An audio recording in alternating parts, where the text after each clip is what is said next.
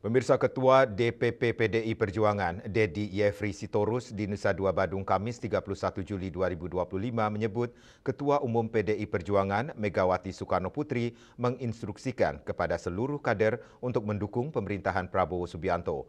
Megawati juga berpesan agar kader PDI Perjuangan tetap solid secara berorganisasi.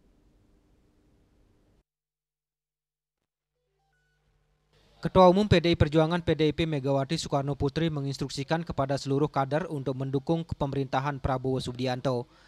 Hal ini disampaikan Ketua DPP PDIP Dedi Yefri Sitorus di Nusa Dua, Badung, Bali, Kamis 31 Juli 2025.